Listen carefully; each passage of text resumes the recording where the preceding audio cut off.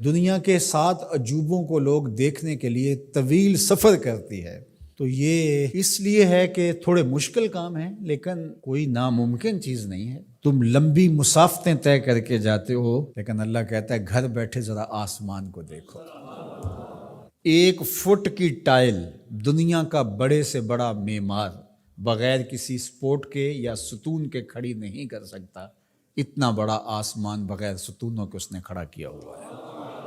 ذرا غور تو کرو، تدبر تو کرو، اور زمین کو دیکھو، زمین کیسے ہموار کر دی گئی۔ اللہ اکبر، دیکھنے کو تو مٹی ہے، لیکن اس مٹی کے اندر جب بیج ڈالتے ہیں تو مٹی کا رنگ کیسا ہے، اور جو بیج اگتا ہے وہ کونپل کا رنگ سبز ہوتا ہے، پھر اس کے اوپر شاخ اور شاخ کے ساتھ پتے، پھر پتوں کے ساتھ کلیاں، اور کلیوں کے ساتھ پھر غنچے اور پھول، اور پھر پھل، اور پھل میں بھرا ہوا رس، رس کے اندر مٹھاس، اور اس کے اندر طبی خواص اور توانائی۔ مٹیالی زمین سے اگنے والے پودے کے رنگ میں سرخیاں کہاں سے آ گئیں؟ اس کے پتوں میں سبزی کہاں سے آ گئی؟ زمین کو سیلی ہے، لیکن اس سے نکلنے والے پودے کے اندر رس اور مٹھاس کہاں سے آ گئے؟ تم اپنی مٹی کو دیکھو اور آسمان کو دیکھو، کہیں ایک قدم بھی چل کے نہ جاؤ، تم خدا کو ماننے پہ مجبور ہو جاؤ گے۔ حضرت شیخ فرید الدین عطار کا ایک شعر مجھے یاد آیا، کیا خوبصورت بات کہی۔ سانے کزتی سلاتی می کند، کیسا کاریگر ہے، مٹی سے بادشاہ بنا دیتا ہے۔ یہ جو زبان بول رہی ہے یہ مٹی سے بنی ہوئی ہے، یہ جو آنکھیں دیکھ رہی ہیں یہ مٹی سے بنی ہوئی ہیں، یہ جو کان سن رہے ہیں یہ مٹی سے بنے ہوئے ہیں، یہ دماغ جو سوچ رہے ہیں اور جو صغرے کبرے ترتیب دے رہے ہیں، جو کہا گیا وہ بھی، جو میں کہنا چاہ رہا ہوں وہ بھی یہاں گھوم رہا ہے، یہ دماغ بھی مٹی کا بنا ہوا ہے۔ یہ سیاہ گھنے بال، یہ خوبصورت چہرہ، یہ رنگوں کی سجی ہوئی دنیا، یہ سب کچھ مٹی، یہ پھول مٹی سے نکلا، یہ انار مٹی سے نکلا، انار کے اندر جو پیکنگ ہے یہ مٹی کی بنی ہوئی ہے، اس کے اندر جو رس رکھا ہوا ہے، بھرا ہوا ہے، وہ بھی مٹی سے پیدا ہوا ہے، اس کے اندر مٹھاس بھی مٹی سے آئی۔ کیسا کاریگر ہے جو مٹی سے کبھی انگور بناتا ہے، کبھی کھجور بناتا ہے، کبھی اسی مٹی سے سبزیاں پیدا کرتا ہے، کبھی اسی مٹی سے پھل پیدا کرتا ہے۔ تو یہ مٹی سے اس نے کیا کچھ بنا دیا۔ اگر آپ دیکھ لیجئے یہ پوری کائنات مٹی سے ہی بنی ہے۔ یہ جو خوبصورت میز آپ کو دکھ رہی ہے یہ کہاں سے نکلی؟ یہ درخت سے آئی نہ، درخت کہاں سے نکلا؟ یہ مٹی سے نکلا۔ یہ لوہا کہاں سے نکلا؟ یہ مٹی سے نکلا۔ یہ ستون کہاں سے آیا؟ مٹی سے۔ یہ قالین کہاں سے آیا؟ یہ جو کپاس اگتی ہے اور یہ کپڑے بنتے ہیں یہ کہاں سے آئے؟ آپ بولیں گے مٹی سے۔ اپنے عضو کو دیکھ لیجئے، یہ سب مٹی سے بنے ہیں۔ آپ نظر گھما کر کے دیکھ لیں، آپ کو جو بھی شے نظر آئے گی آپ کو مٹی سے نکلی، زمین سے نکلی ہوئی دکھائی دے گی۔ غور کر لیں، تدبر کر لیں۔ اللہ اکبر، یہ شہنشاہ، یہ کج کلا، یہ کاریگر، یہ شاعر، یہ ادیب، یہ فلسفی، یہ بال کی کھال ادھیڑنے والے، یہ باتوں میں حسن پیدا کرنے والے، یہ شعر و دنیا کے بڑے بڑے جادوگر، یہ کہاں سے نکلے؟ جواب آیا مٹی سے نکلے۔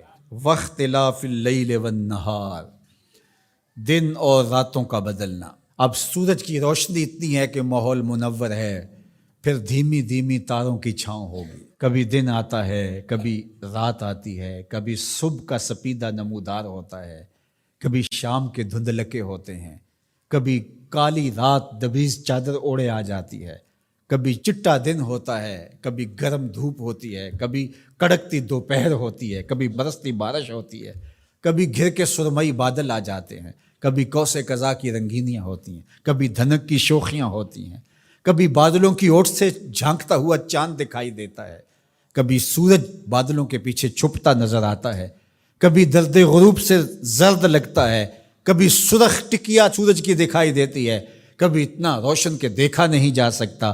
چاند کبھی جوان ہوتا ہے، کبھی بدر تمام ہوتا ہے، کبھی کھجور کی خشک ٹہنی کی طرح ہوتا ہے، کبھی اتنا باریک ہوتا ہے کہ لوگ دور سے دیکھ رہے ہوتے ہیں، دکھائی نہیں دیتا۔ کیا رنگ ہیں، کیا جمال ہے، کیا کیفیت ہے۔ والفلک التی تجری فی البحر، اور کشتیاں جو سمندر میں تیر رہی ہیں۔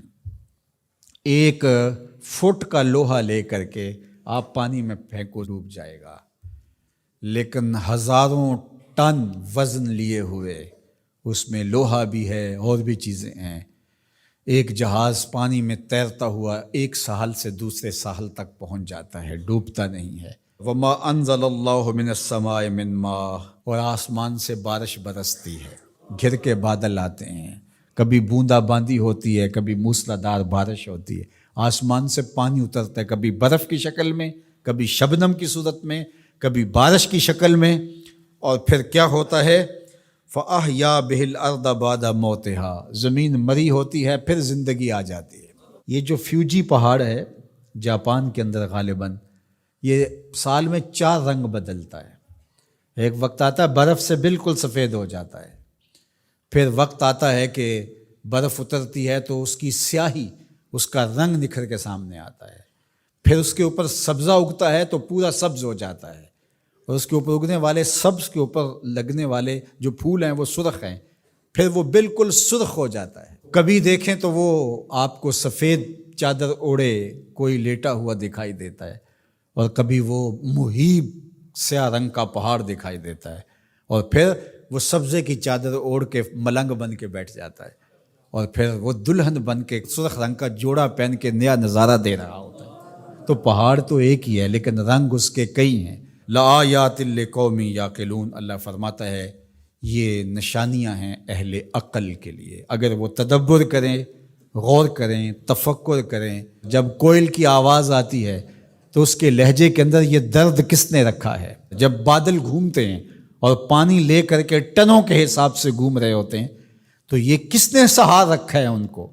یہ آسمان بغیر ستون کے کیسے کھڑے ہیں؟ یہ زمین سے سبزے کیسے اگتے ہیں؟ ہم آکسیجن اپنے لیے ان ہواؤں سے کیسے کشید کرتے ہیں؟ رحم مادر کے اندر نقش و ونگار کیسے بنتے ہیں؟ زندگی کی رمق کیسے آتی ہے؟ حیات جاویداں کا نور کیسے ملتا ہے؟ رنگوں کی کائنات کیسے آباد ہوتی ہے؟ بچپن سے لڑکپن، لڑکپن سے جوانی، جوانی سے بڑھاپا، اللہ اکبر، اسی کی شانیں ہیں۔ تو کہا اگر تم غور کرو، تدبر کرو تو تم اس کے وجود کا انکار نہیں کر سکتے، اور جس تمہارے ایک رب نے یہ سب کچھ پیدا کیا، تمہارا حق ہے کہ تم اسی کو معبود مانو۔ تمہاری پیشانی، تمہاری جبین نیاز کسی اور کے آگے نہیں جھکنی چاہیے، تمہارا سر جھکے تو مالک کی دہلیز کے اوپر۔